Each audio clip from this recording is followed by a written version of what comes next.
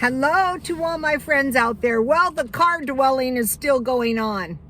Here I am in San Diego and it's hot here. It is actually pretty hot for sitting in the car, but it's actually nice. Okay, this is the Vera Wing. I love this brand. I bought these for $1. Look how cute. The reason I like sunglasses is that I know I can sell these. I bought these for $1. What I do is when I go to the swap meet, I sell them for $3. So you might be going, Rhoda, that's too cheap. When I used to shop at the swap meet and I found a good deal, that made my day. So I try to do that for my clients. And people would ask me, well, can you make any money at the swap meet? And I can always make money because I always give my customers a good deal. When I was a stylist, it was the same way. I wasn't there to just gouge that person. I wanted them to look nice, and I wanted to give them a good, fair deal. So, I would never starve. But not just that, is that, I always appreciated that. And so here is one of my bracelets, and notice the toggle clasp. These have fallen out of favor with me because one of my bracelets fell in the toilet. Fortunately, it wasn't expensive. So I will steer clear of those. Another thing is if your rings don't fit, bad things happen.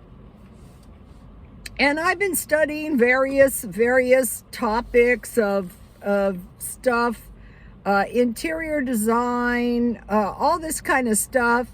And I have found all kinds of fashion stuff to do with, accessories mostly, but I am coming up with something. If you have a color palette, so you stick to these colors. Mine is brown, black, blue, terracotta, and tan, basically. Maybe a little gray, but you're going to look nicer. And so I have like every color in the rainbow, but I am rejecting this and I am creating a color palette. And within a short time, I'm starting to look a little bit better. And another thing, I found that solid colors are a little bit more attractive generally. And the other thing is, if you are an older woman, if you set your hair, it's going to look much nicer. Because like in my case, my hair just does not want to respond well to a flat iron because I have very crappy hair now. Okay, last night, the lentil burgers were good. And I went to buy the lentil burgers, and the lentil burgers were $3. So now everything is $3, $10. So I want to stock up on a few of these. It's hot here. I want to stock up on a few of these items so that I don't get caught short. I'm looking at these disasters in Texas right now, and I want to talk to you guys a little bit about some of the conclusions I've come up with. You can learn everything from yourself, or you can learn from the other guy. I try to do that. Reading videos too. So I will be stockpiling lentils, chickpeas. And so, I'm studying cooking as well, and they said all lentils are not created equal. So I bought organic lentils, and they were significantly better than the dollar ones, but if I didn't have enough money, I would buy the dollar ones. Chickpeas, and I assume all chickpeas are not created equal. Barley is hard to find, but I will be stockpiling. And then I'm going to store mine in glass bottles. Mainly on storage, though, I like cans, beans, and rice. And out here, I can buy 1.5 pounds of jasmine rice for $1, so, might as well go that way. A lot of times, I just buy the Walmart rice. Okay, so now about the Texas thing, what I'm seeing. One of the worst things I'm seeing is the water. okay, people, your water has been contaminated. It doesn't matter why. Like, we live in a massive, I'm not sure what caused their water difficulties, but that just reinforced into my mind, at the first sign of trouble, fill your bathtubs with water. Okay, so yesterday when I was shopping around, the McAllister Center on Main has a porta potty if anybody needs one. I'm buying camp gear, and I looked at that thing and I thought, no, I just can't go for a used one. But if I really needed one and I didn't have much money, and that would be a good thing for barter. If the water goes out, don't use your water to flush the toilet. You've got to have a porta potty. And what you can do is, I save my grocery bags, and you're just going to have to go in a pail or a porta potty. I would not mess around. If anything I can think of is sewage and contaminated water. So I wouldn't go in my house and try to flush my toilet with water and use my water to do that. I would use a porta potty until it was over, and I would keep the waste outside somehow. And so the water issue, I'll be giving that some that is going to really be a bad thing. If that, I'm sure it is. I'm sure it's worse than we know, and I'm sure a lot of people have died or drinking contaminated water. And then the other thing is cash. A while back, they didn't want to take anything but cards. Now you want to have cash. And then the other thing is, I'm going to be starting to keep my gas to the top. I am not taking any chances on that.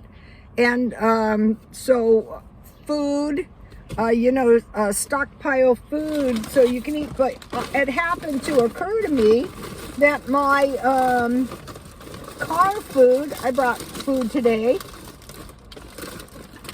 is perfect for some disaster. So I bought this soup at a grocery outlet for 33 cents. I had this before, and it's good cold. How about these little things? These are kind of expensive. The packages are better, but if you stockpile a bunch of these, then at the end of the month, chances are you're not going to run out of bread. These were good. I bought these for 50 cents, fruit. And then I bought these little things for 20 cents. So if you're just like buying cheap food storage and stocking it up in your house, I bought that kind of stuff because, I've been staying in my car from the time I get up until the time I go to bed. I've been doing this since the first of the year, and I told you guys I cannot see how it's saving any money, but I know it is. And so what happens is you do it day in, day out, day in, and then all of a sudden you say, wow, it seems that I have a lot more money. And I've been saving my change in a little fruit jar, and I'm generating quite a bit of change. So I will tell you when I get the thing filled. So for like easy food, for car food, sandwich and chips, Walmart has good sandwiches for $2. Cereal and milk, canned meals like SpaghettiOs, soup and crackers, peanut butter sandwiches, dehydrated food. One of the things I'm looking for today, and I can never remember where I bought them, are the dried banana chips. I think it was Dollar Tree. Beef jerky and instant breakfast.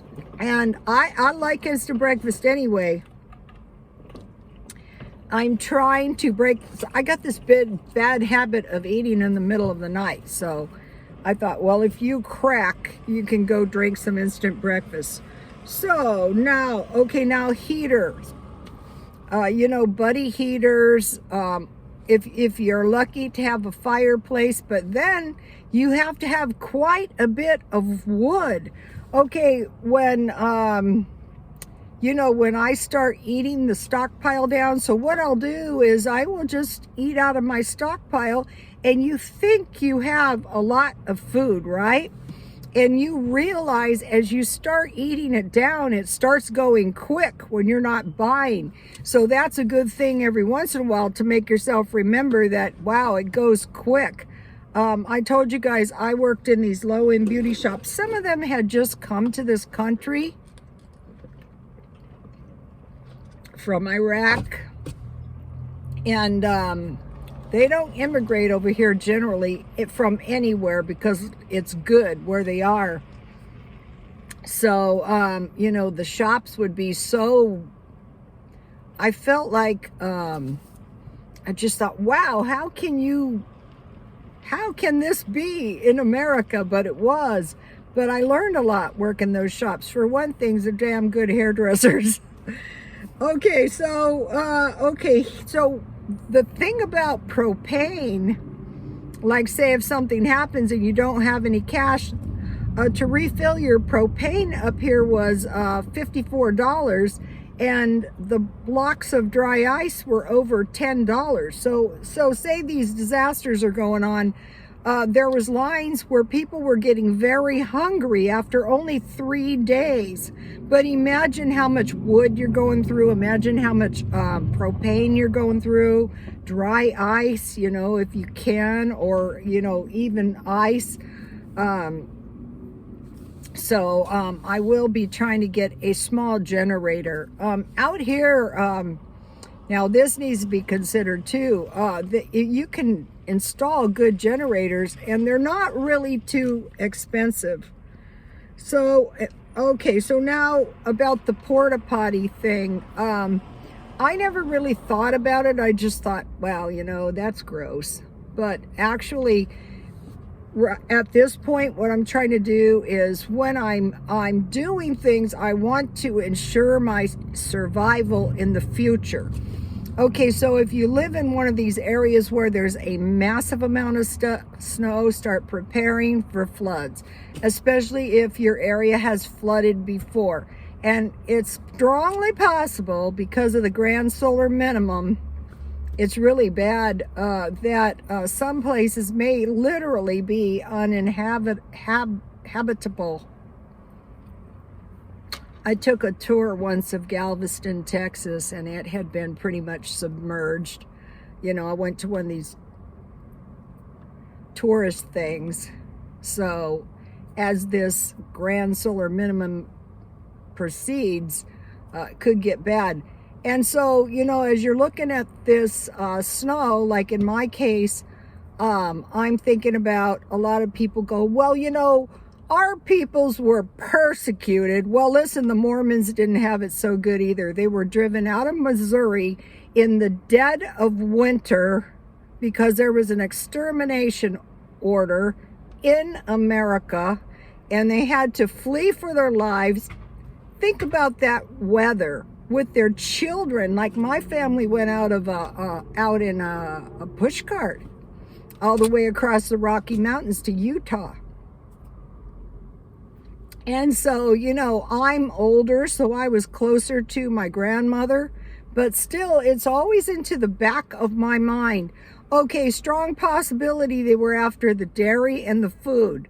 So what do you think, the militia? So what do you think is going to happen if things start getting really, really bad, and it would be better to evacuate uninhabitable areas if you know, it becomes dangerous? And in my family, no one died, which was amazing. They should have. But we think God, you know, helped us. They came all the way from Switzerland, so that was really sickening. My family was separatists for a long time because, well, we're still not the friendliest, some of us. Okay, so the porta potty thing is high up there. You know, sanitation, and then wipes and toilet paper. A lot of people weren't freaked out. You know, I took this class, Chemistry Connections, and it was like on all kinds of contamination and fault lines. And another aspect of the grand solar minimum is not only does it get hotter, but colder, it gets hotter. So I go, oh, fine and dandy, our whole state is gonna burn. So I moved, and I live in a riskier area for fire. Okay, so the porta potty is definitely the way to move, and you need a buddy heater or a fireplace. Okay, and then a camp stove. I'm looking for camp gear right now in the thrift stores, because I know that I can always drag my camp gear to the swap meet, and just like my sunglasses, sell it cheap to somebody who really needs it. Then I go home with money, and whoever buys my stuff is really, really happy. So you can buy briquettes now for $1 at the dollar stores. Okay, and then non-food items of all kinds, you know. It was just like we were just talking about, when the well runs dry, the stuff starts going fast. Coolers. I think coolers would be one of the most important things. You know, you could throw your dry ice in there, or just directly into the freezer. Sleeping bags, I would put that on the list. So everything I'm buying, I'm saying, is this ensuring my survival in the future?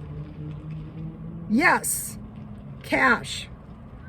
Okay, and then water purification. You're not going to be able to store enough water if there's a prolonged problem. Even if you're constantly buying water, it starts going fast. Okay, and then preparing for floods and fires. Okay, you guys, please. And another thing, I'm enjoying my tea parties, and another tea party is coming tonight.